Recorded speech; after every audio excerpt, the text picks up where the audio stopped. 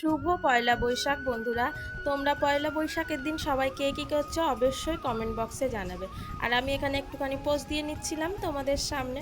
তো সে যাই হোক, চলে এসেছি আজকে বাপের বাড়ি।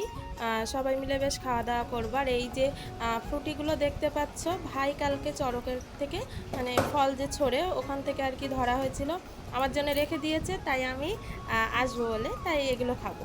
আর আজকে রান্না করছি স্পেশাল চিকেন কষা, গোটা রসুন দিয়ে বেশ লাল লাল ঝাল ঝাল করেই হচ্ছে। আর আমরা তো ঝাল বেশি খাই, তোমরা তো অবশ্যই জানো, ওই জন্য কালারটা এরকম। আর আছে হচ্ছে কাতলা মাছ, এই দেখো কাতলা কালিয়া করেছি সর্ষে পোস্ত দিয়ে। তো আমার ভিডিও যদি ভালো লাগে অবশ্যই লাইক কমেন্ট শেয়ার সাবস্ক্রাইব করতে একদম ভুলো না। শুভ পয়লা বৈশাখ বন্ধুরা। তোমরা পয়লা বৈশাখের দিন সবাই কে কী করছো অবশ্যই কমেন্ট বক্সে জানাবে। আর আমি এখানে একটুখানি পোস্ট দিয়ে নিচ্ছিলাম তোমাদের সামনে। তো সে যাই হোক, চলে এসেছি আজকে বাপের বাড়ি।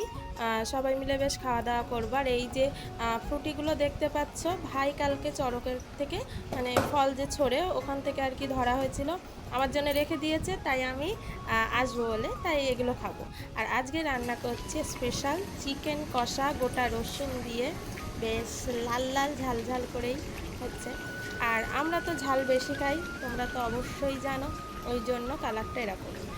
আর আছে হচ্ছে কাতলা মাছ, এই দেখো কাতলা কালিয়া করেছি সর্ষে পোস্ত দিয়ে। তো আমার ভিডিও যদি ভালো লাগে অবশ্যই লাইক কমেন্ট শেয়ার সাবস্ক্রাইব করতে একদম ভুলো না।